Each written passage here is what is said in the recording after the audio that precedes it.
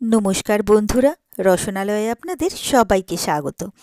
আমার আজকের রেসিপি হলো কাঁচকলা দিয়ে রুই মাছের ঝোল।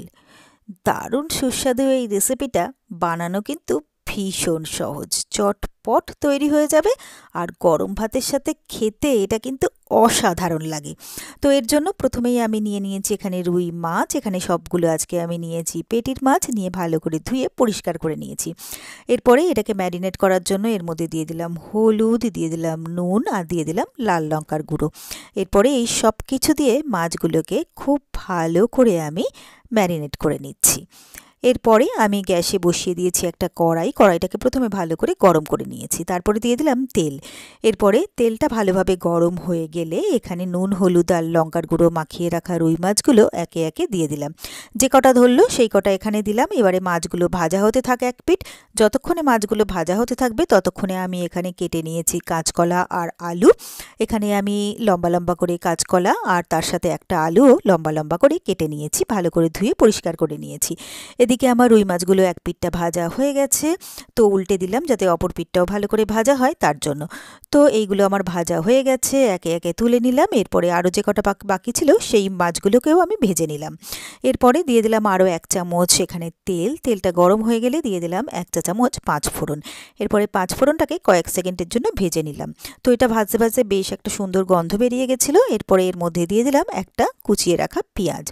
এরপরে পেঁয়াজটাকেও আমি কিছুক্ষণের জন্য খুব ভালো করে ভেজে নিচ্ছি। তো পেঁয়াজটাও আমার ভালোভাবে ভাজা হয়ে গেছে। এরপরে যে কাঁচকলা আর আলুটা আমি কেটে রেখেছি, তো সেই কেটে রাখা কাঁচকলা আর আলুটা আমি এর মধ্যে দিয়ে দিলাম। এরপরে এই কাঁচকলা আর আলুটাকেও আমি সব কিছুর সাথে মিশিয়ে নিয়ে এটাকেও আমি খুব ভালো করে ভেজে নিচ্ছি। তো সবটা ভালো করে ভেজে নেওয়ার পরে এখানে আমি দিয়ে দিলাম 1 টেবিল চামচ আদা বাটা, আর দিয়ে দিচ্ছি 1/2 চামচ হলুদ, দিয়ে দিচ্ছি স্বাদ মতো নুন। এখানে দিয়ে দিচ্ছি 1 চামচ জিরের গুঁড়ো, দিয়ে দিচ্ছি 1 চামচ ধনের গুঁড়ো, দিয়ে দিচ্ছি 1 টেবিল চামচ টমেটো কেচাপ, আর দিয়ে দিচ্ছি 1 চামচ লাল লঙ্কার গুঁড়ো, দিয়ে দিলাম 2 চামচ জল। এরপরে এই সব কিছুকে ভালো করে মিলিয়ে মিশিয়ে নিয়ে এই আলু আর কলার সাথে এই মশলাগুলোকে খুব ভালো করে কষিয়ে নেব। অল্প করে একটু জল দিয়ে কষালে মশলাটা কিন্তু আর কড়ায় লেগে যাবে না বা মশলাটা ভালো করে কষানো যাবে।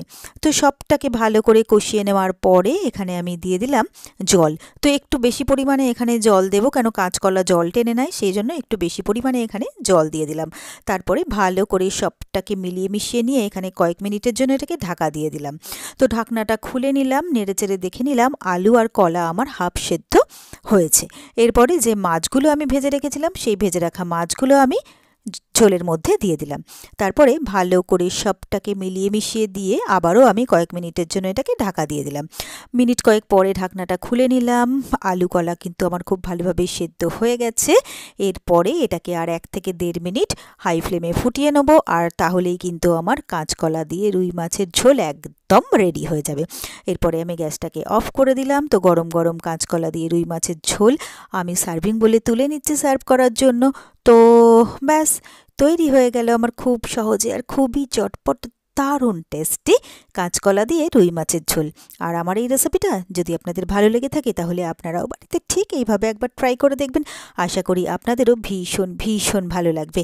আর আমার রেসিপিগুলো যদি আপনাদের ভালো লেগে থাকে তাহলে প্লিজ আমার ভিডিওগুলোতে লাইক, কমেন্টস ও শেয়ার করবেন। আর আমার চ্যানেলটা যদি নতুন চেক করতে থাকেন তাহলে প্লিজ আমার চ্যানেলটাকে সাবস্ক্রাইব করবেন আর পাশে থাকা বেল আইকনটা প্রেস করে দেবেন।